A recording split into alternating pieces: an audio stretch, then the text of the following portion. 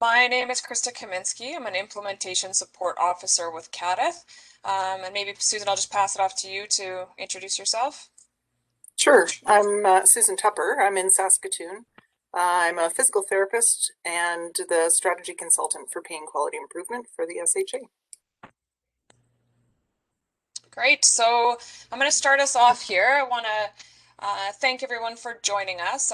Dr. Susan Tupper and I are happy to be here to talk with you about a project a number of us at CADITH and the Saskatchewan Health Authority worked on for almost a year and a half. So we're going to be touching on some evidence and practical considerations for various non-pharmacological interventions and their role in chronic pain management.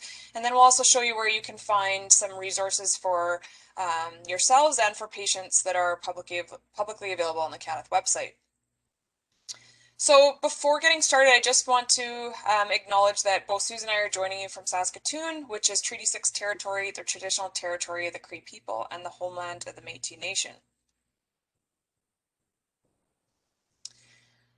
All right, so I want to give credit where credit's due. So there was a number of players in this project. We've really kind of just kind of included a list of the main players here. We could probably have 3-4 slides of acknowledgements.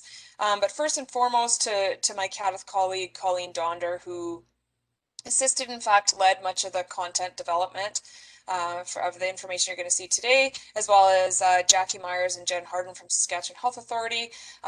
So today I'm also going to be, given the amount of time we have, I'm not going to be able to go into significant detail of the literature today, but I will be summarizing about 14-15 literature reviews we did at CADITH on non-pharmacological treatment options for chronic pain.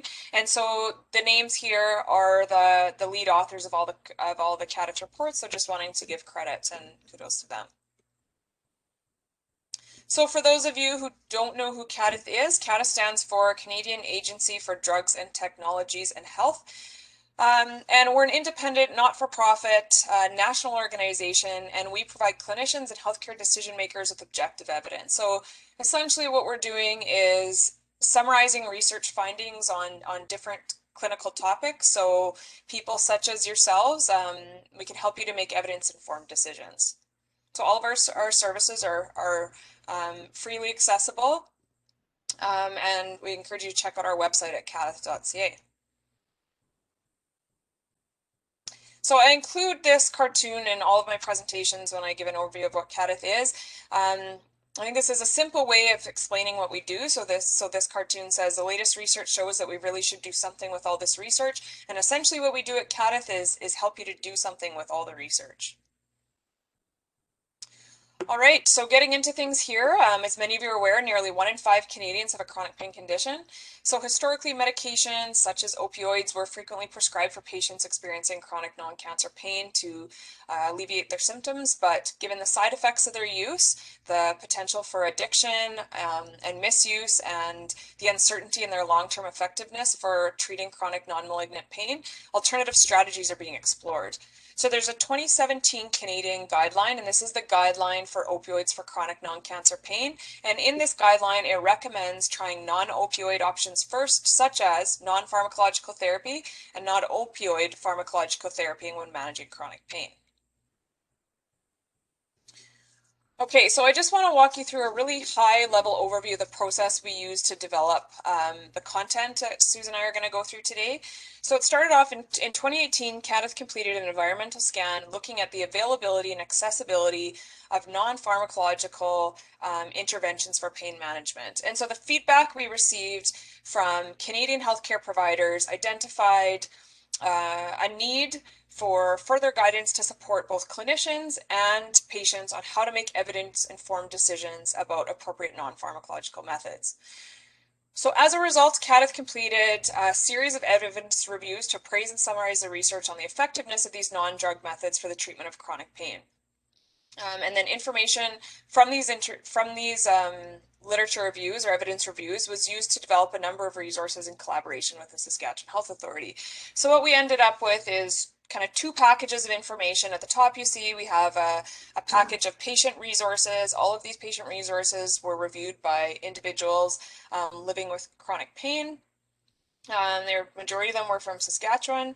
And then we developed an accompanying set of clinician resources that just has more detail on the evidence findings, limitations of the evidence, and some of the content within these clinician resources were reviewed by the Canadian Pain Task Force and its external advisory panel. And as I mentioned, this was a collaborative effort between CADTH and the Saskatchewan Health Authority. So non-pharmacological interventions can be grouped into the following three categories, and we're going to start off with talking about the physical category. So as I mentioned, I am summarizing probably 15, 16 literature reviews into one report here. So, or into one presentation here. So we get questions sometimes about why did you select these ones to look at? What about some other interventions? So and Susan can talk to this more. There's a lot of non-pharmacological interventions. We need to start somewhere. So we've included 9 interventions that we're going to be going through today. And some of the ones that we didn't include, it's just, and there's instances where there's not enough literature to support their use yet. There just hasn't been enough research to date. So we're going to be summarizing 9 of those interventions today. So within the physical category, we found evidence to support the use of exercise, acupuncture, and manual therapies. So this is a quote we received from an individual living with chronic pain who reviewed our resources on her experience in using physical methods for managing her pain. She said, having chronic pain at such a young age, I thought that physical activity would be a rare occurrence for me. Little did I know that staying active is what helps me attain a normal everyday life. So in our CADTH literature reviews, we found evidence to support the use of exercise in lowering pain for people with many types of chronic pain, which includes but is not limited to low back pain, knee osteoarthritis, hip osteoarthritis, fibromyalgia, rheumatoid arthritis, and neck pain. So in our summary of evidence for clinicians, we also provide in that table a list of practical advice for how to implement these recommendations with people living with chronic pain. So what a healthcare provider needs to know when they're recommending advice for exercise. And we've got a few of the points written down here on the slide, but there's a lot more in the handouts when you go to the website and get the clinician evidence summaries and the table that includes the practical considerations. And I'll just touch on a couple of these here today. So for exercise, we know that simply recommending that somebody be more physically active is not enough. And people hear that a lot and usually have heard it to the point where they're sick of hearing it. But they need support in how to plan, how to begin, and how to maintain exercise or physical activity participation. So for most people starting out with a new level of activity, whether or not they live with chronic pain, they may experience what's called delayed onset muscle soreness or some reaction to the exercise. And we've probably all felt that where you work out and then the next day you're feeling really stiff and sore. For people with chronic pain, though, the delayed onset muscle soreness is a little bit different. It is more intense. It spreads beyond just the area that was exercised. They experience it at rest as well as with movement. It starts earlier, so it can start within an hour of exercising, and it can last longer. For those of us who don't have chronic pain, usually delayed onset muscle soreness usually is self-limited to about 3 days, but for people with chronic pain, they report that it can last 5 to 7 days after a single exercise bout. So it feels different, and because of this, they worry, right? They hear people talking about delayed onset muscle soreness, but they can worry that they've harmed themselves, that they've injured themselves.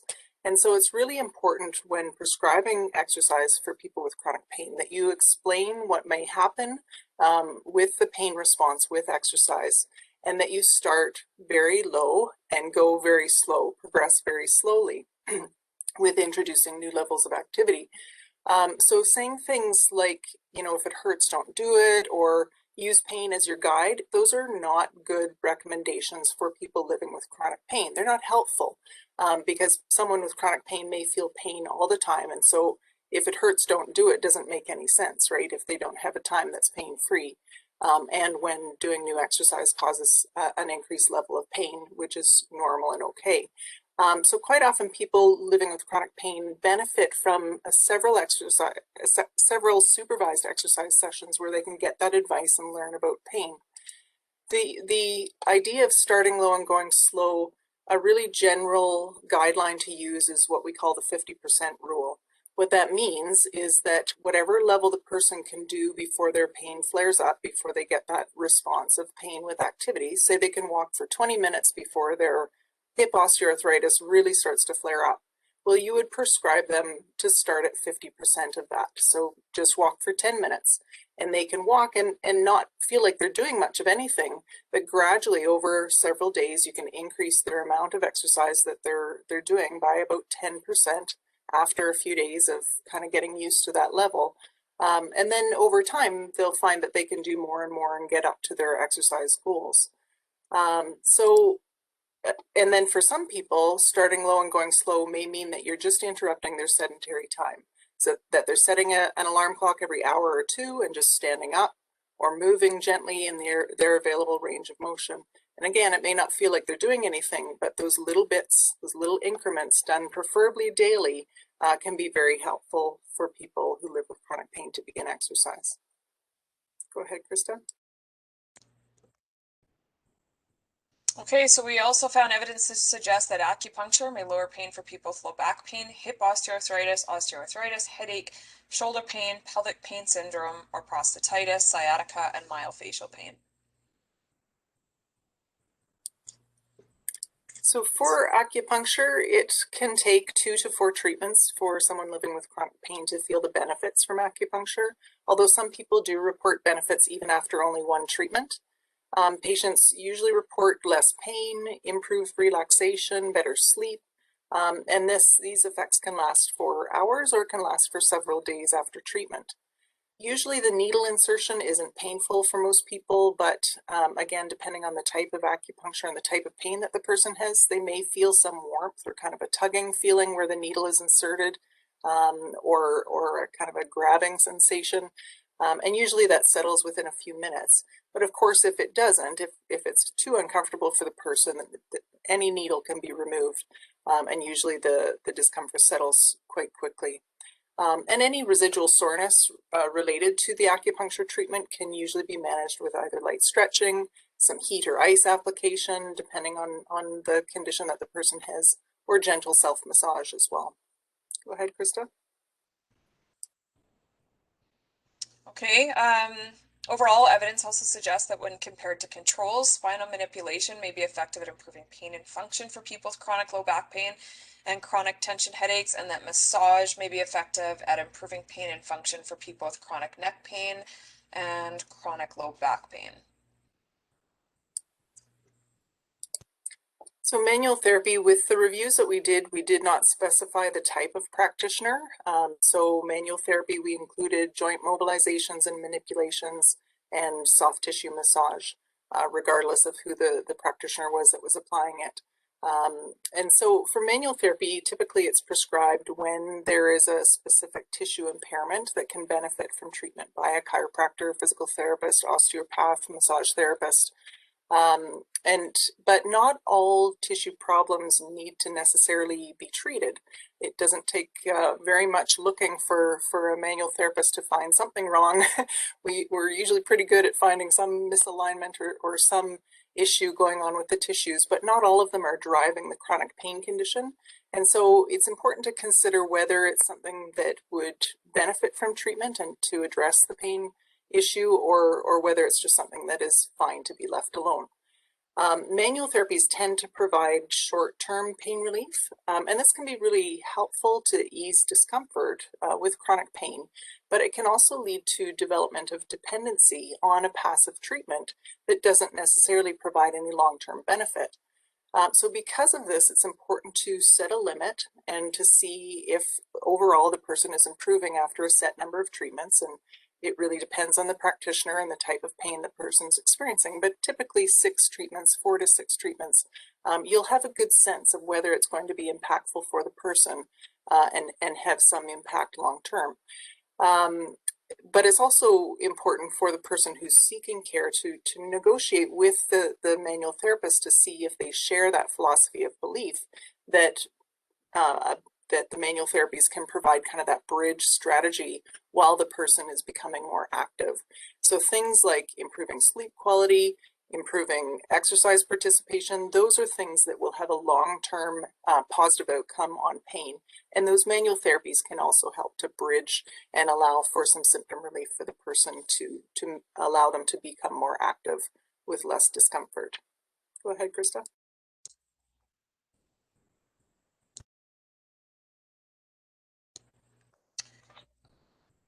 Okay, so moving on to for psychological interventions.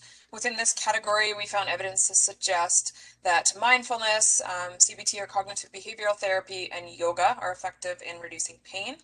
So this is another quote we received from an individual who reviewed our resources on her experience in using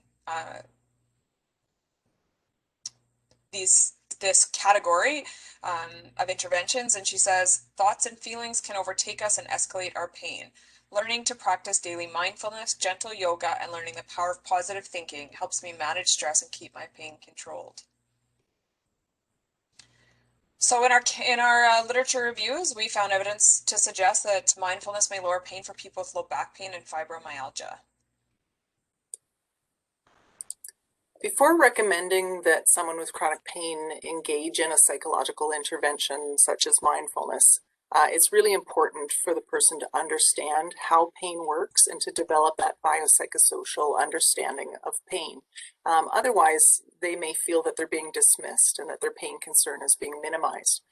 So for example, you could say something along the lines of, we used to think that pain was caused only by damage to body tissues like inflammation, but we now know that pain is produced by the nervous system and can be affected by biological factors, tissue damage, inflammation. It can be affected by psychological factors like mood, stress, or anxiety, but it can also be affected by the social and environmental context. So factors like what's happening in relationships as well as the physical environment that the person is in. So the good news is that treatments that influence the psychological and social factors will also be effective in treating pain. And we don't just need to rely on treating biological factors like inflammation or tissue damage. So it's important to reinforce as well that interventions like mindfulness reduce pain in a couple of ways. So number one is mindfulness practices will reduce the impact of comorbid psychological conditions like depression and anxiety that are common in people with chronic pain and that can worsen symptoms. But also mindfulness-based practices will act on naturally occurring pain relief systems in the brain and spinal cord to reduce pain and to reduce the sensitivity of the nerves. So it's important for people to understand that it has a direct impact on pain, but it also impacts those comorbid mental health and psychological factors as well. Okay, we also found evidence suggests that CBT or cognitive behavioral therapy may lower pain for people with low back pain, neck pain, knee osteoarthritis, and fibromyalgia. So similar to mindfulness-based practices, cognitive behavioral therapy should be introduced by describing the aspects of pain that it will impact, similar to what I described for mindfulness. So again, you can say something along the lines of, most people find it very stressful to live with chronic pain, and this can affect your mood, your mental health, your thoughts, your behaviors. It can affect sleep and affect the quality of life. So treatments like cognitive behavioral therapy not only reduce pain directly, but they also affect all of those aspects of your life, and they can help to change your thoughts, change your behaviors in positive ways. Treatments like cognitive behavioral therapy, they can be done individually or in a group-based setting. They can be done online, in person, over the telephone, but the risks of taking part in a treatment like cognitive behavioral therapy, especially if it's done in a group-based setting, is that the individual has to be somewhat emotionally vulnerable when they're taking part. And so not everyone is ready for that. So it's important to have that discussion with the person who you're recommending cognitive behavioral therapy to, and for them also to talk with the therapist who will be who will be working with them with the cognitive behavioral therapy to ensure that their privacy is respected in a way that they want, and to know how the information that they share will be thought of and trusted, protected as well. So psychological interventions like mindfulness, cognitive behavioral therapy, and we're about to talk about yoga as well, they do take time to have an effect. So some patients will see benefits even just with one session, but largely people will require a number of sessions, even weeks of practice before they start to notice a benefit from these treatments. Okay, so we found evidence to support the use of yoga in lowering pain for people with low back pain and primary dysmenorrhea. So a lot of people ask us why we put yoga into the psychological therapies instead of just labeling it as an exercise. And we did this because yoga is more than just positions and movements. So yoga can be a form of exercise, but it is a mind-body therapy. And it includes aspects such as breath control, meditation, relaxation, compassion towards self and others, acceptance, contentment with the present moment, and also finding purpose and gratitude. So there's a lot of aspects of this that have a much more psychological consideration than simply the asanas or the movements and positions that you can form with yoga. It's also really important for people, if you're recommending a therapy like yoga, that you recognize that it is suitable for any body type, any level of flexibility, any physical activity level. So it can be done no matter whether you require a mobility aid to get around, or whether you've been doing yoga for years and have all of the gear. You don't need that. You don't need any special equipment, although most people do prefer to practice on a padded mat, and usually those can be purchased for $20 or $30. But you don't need that. You can practice yoga on the grass or on your carpet or wherever, in a chair, wherever you want. So it's important too with people with chronic pain, again, recognizing that not all yoga instructors are knowledgeable about pain, and some may be more concerned with the positions and poses than they are with the person who's practicing. So it is helpful, especially when someone is starting out, that they work with a yoga instructor who is knowledgeable about pain. And you can actually, there's an International Association of Yoga Therapists, and you can find a member through their search engine and find a yoga therapist who has expertise in working with people with chronic pain. Okay, so moving on to our final category, the preventive category. We found evidence to support the use of splints and braces, maintaining a healthy weight, and foot orthotics in managing pain. So this is our final quote. This one says, "After being pregnant, my foot shape changed and I found I was injuring myself more often. I didn't realize this was something that could be corrected. Once I began wearing my orthotics every day, I was in a completely different space mentally and physically felt much better. Overall, the orthotics have really helped."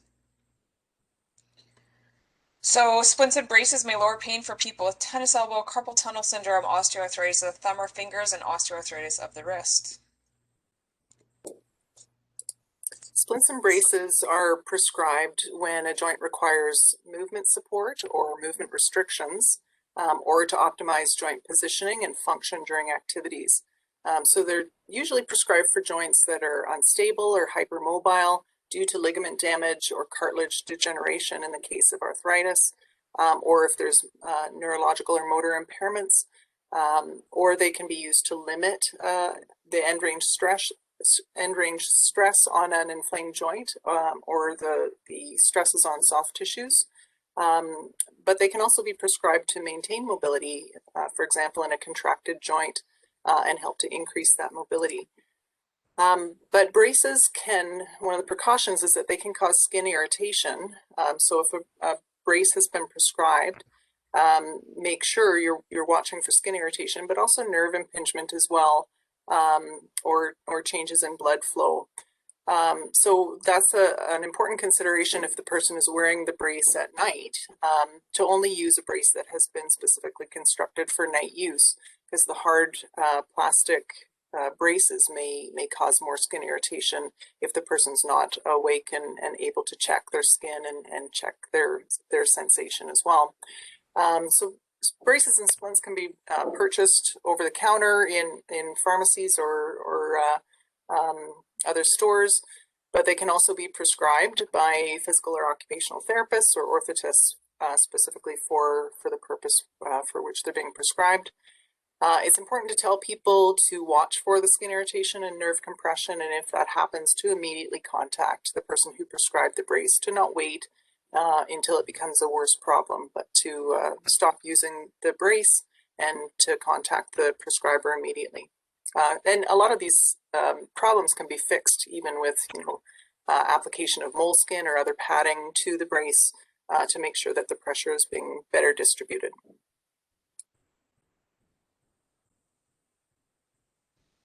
Okay, we found evidence to suggest that maintaining a healthy weight through diet and exercise may lower pain for people who are overweight and have low back pain or knee osteoarthritis. So the relationships between body weight and pain are quite complex. Chronic pain is more prevalent in both ends of the weight spectrum. So both people who are underweight and people who are of a higher body weight. But really important to remember that weight-related stigma can also contribute to pain. So stigma is associated with psychological distress, maladaptive coping, loneliness, lower social levels of social support, and all of these can exacerbate the experience of pain.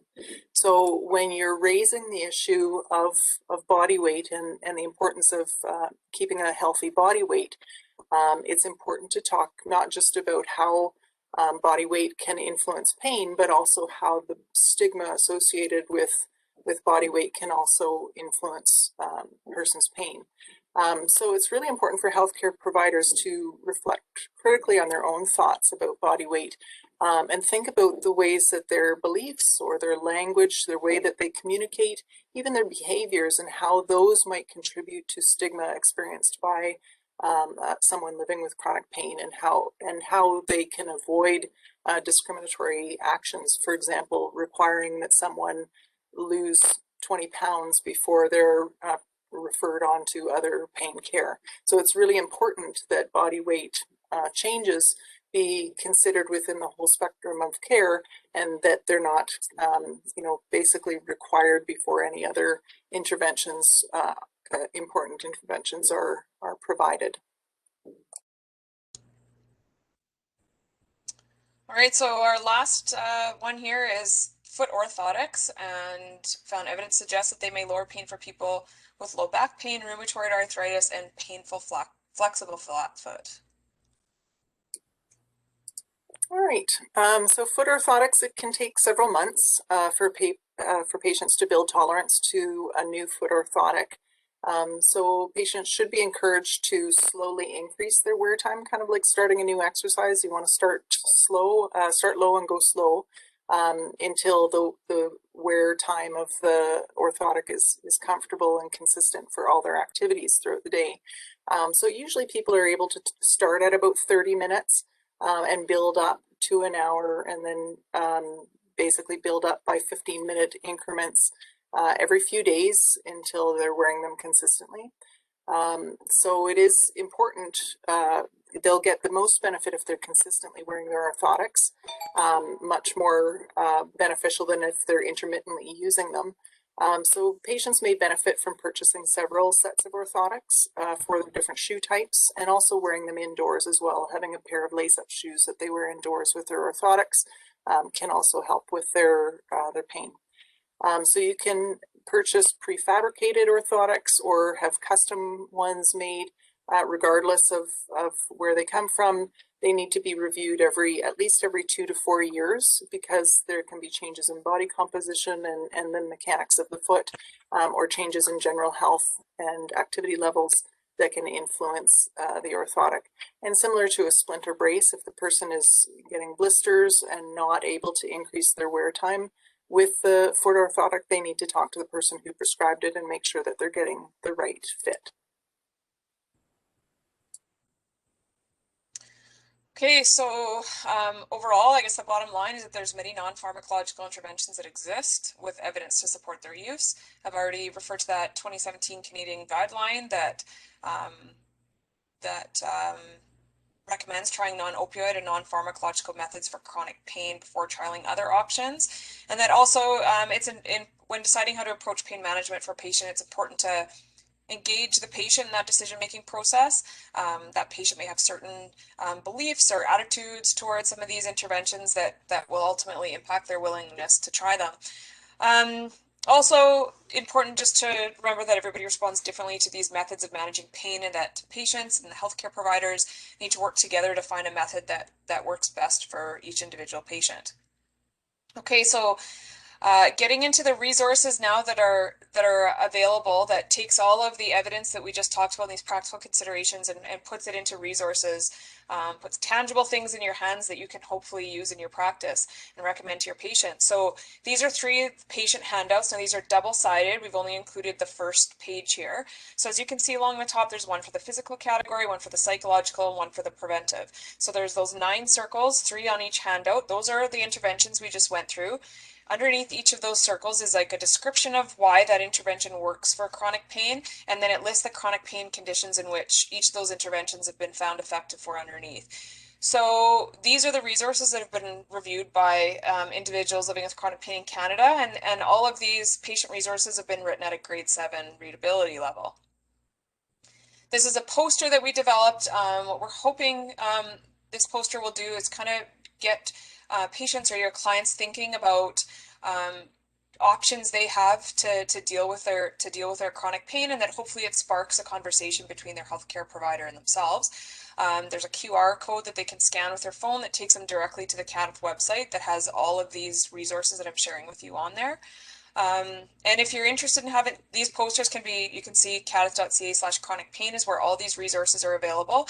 This poster can be printed just on a standard 8.5 by 11 paper. If you don't have access to a color printer, I'll provide you with my email address, and I will mail you one.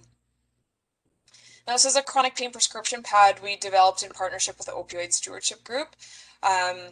So this is a double-sided handout. So on the first page there on the left-hand side, it's kind of like a cheat sheet for the healthcare provider to use. So let's say you have a patient or a client and they say they're coming to you with low back pain, then you can kind of look at this as a cheat sheet on the front side to say, okay, this person has low back pain, scan through all of those to say, you know, okay, exercise, acupuncture, CBT, yoga, etc. are effective for low back pain. And then on that second sided sheet, like on the right there, you can write the patient's name, you can check off which interventions they're willing to try, and then think about some of those practical considerations Susan talked about. So, you know, maybe the individual is interested in trying walking or, you know, some type of exercise, and maybe you could write there like walking 10 minutes a day, 3-4 times a week. So that little gray box on the top there gives some suggestions on what to write in. Maybe it's a phone number for an acupuncturist who specializes in chronic pain. So we're cognizant of the, you know, maybe the reliance on move away, I guess, from in-person appointments, or just moving away from paper copies being handed out given the current environment. So we have made this prescription pad, you can fill it out online and email it to the patients as well if you prefer. Now these are, okay, for every patient handout, there's an accompanying clinician evidence summary. So these might what you find to be of most value or use to you.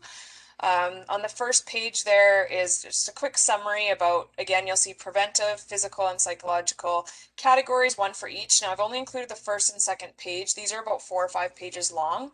So on the second page there, you'll see it's a table. I'm just going to zoom in on that.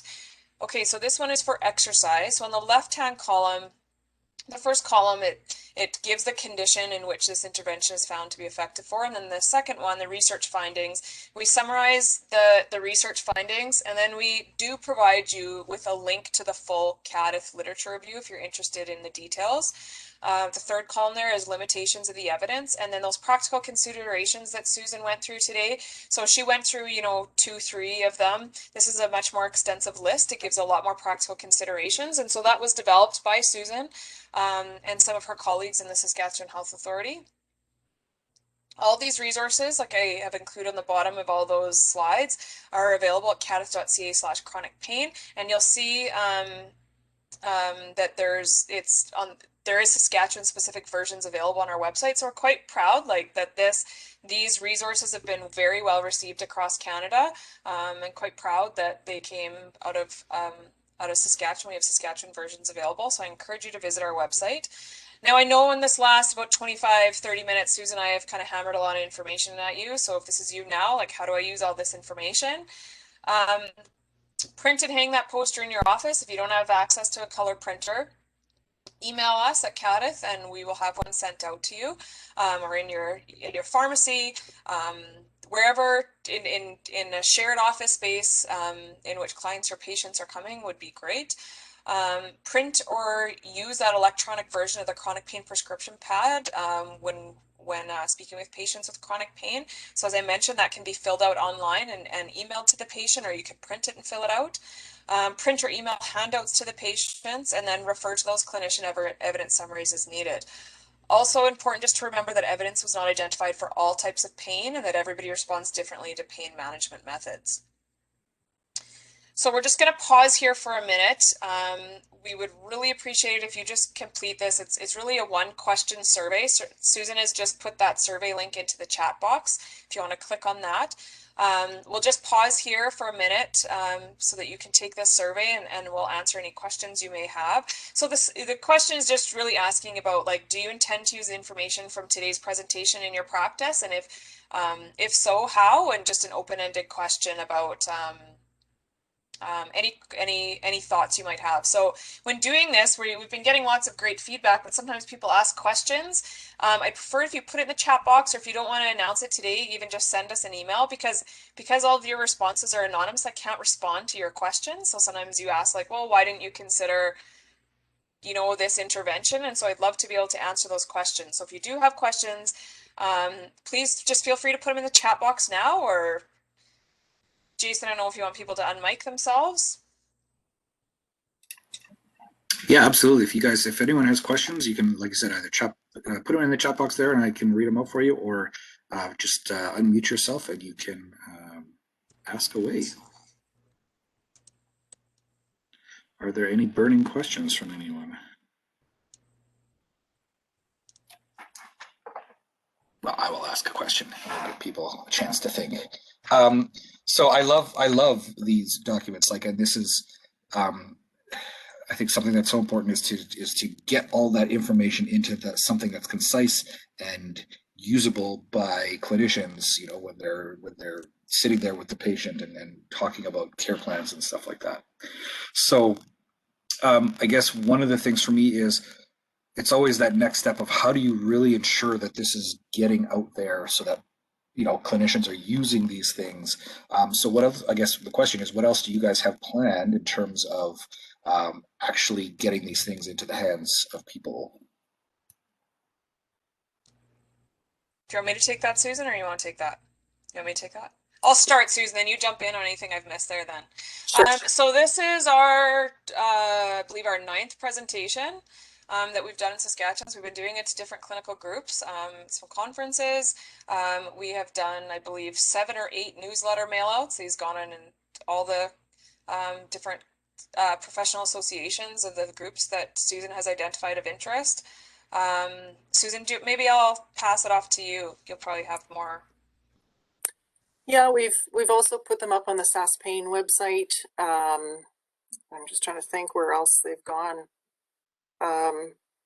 Yeah, there's others across the country too, other provincial Cadith and clinician pairings that have started doing presentations as well to spread it across the country a little bit more. We're on a lot of like professional organization websites. Canadian Pain Task Force is promoting these. We're doing everything we can, but hey, if anyone has further suggestions, we are definitely happy to hear them. I mean, we're largely relying on healthcare providers to share the information with their patients. So we're pushing it out to healthcare providers and hoping they will push it out to their patients as well. It's really important, like you raise a good point, Jason, of, you know, so we can tell people about all this, but how do we make sure that it's getting into their hands and it's being useful? So that's part of the reason for the prescription pad and the value of that is that the healthcare provider can identify where to start basically and give some guidance for the patient on where to start.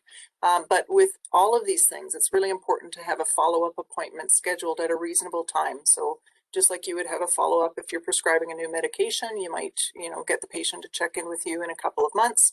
Well, if you're prescribing exercise, you may need to see the person a little bit more frequently initially, and then once they're well established, they can become more independent. But to make sure that you're following up with the person within, whether it's weeks or probably no more than a month or two, where you're asking questions on how it went and if any modifications are needed or how it's going, just so that the person can have that feedback and problem solve with you. Yeah, absolutely. That's great. I guess one suggestion, because I don't think I heard you guys mention it, but Choosing Wisely Canada might be interested in hosting, sharing some of this information as well. It's another great way to reach broadly across the country. I'll just highlight, there's a question here in the chat box. So Tessa Ray is asking, what with the different treatment options, is it recommended for patients to try one at a time or try multiple options? And then as a follow-up to that, are there potential interactive effects for example, for initiating treatments from different categories simultaneously? Yeah, that's an excellent question, and one that there's not great evidence to support. Typically, as a therapist, I would recommend that people start one new thing at a time, but the rules are kind of fuzzy with that. So for example, the person may begin a new exercise program and you kind of keep everything else the same just to see what the impact is of the exercise. But you can add things like self-massage or, rolling out with a foam roller, or heat and ice applications, things like that we haven't reviewed in these literature reviews. But you can add those components as a way of self-managing pain while you're exercising. So the rules aren't really cut and dry, but for any major intervention, you probably should focus on one thing at a time. Give it several sessions, right? For exercise, I would say 2 to 3 weeks. You're going to start seeing changes in people's pain and sleep and function within a couple of weeks. And then you can start, some other intervention can be started after that. But yeah, there's not great, it's always kind of, depends on the patient, depends on their situation, but it does help if you're staggering start times for things to know whether, if the person's flaring up, which aspect of care is doing that, or if they're really benefiting from it, which component is helping the most. All right, great. Well, if there are no other questions, it looks like we're about at time anyways. So final thank you to Krista and Susan for a great presentation. Thanks to everyone else for joining us. I believe next month we are flipping back to an antimicrobial stewardship presentation. So hopefully we will see everyone again there. So thank you all. Thanks, Jason. Thank you.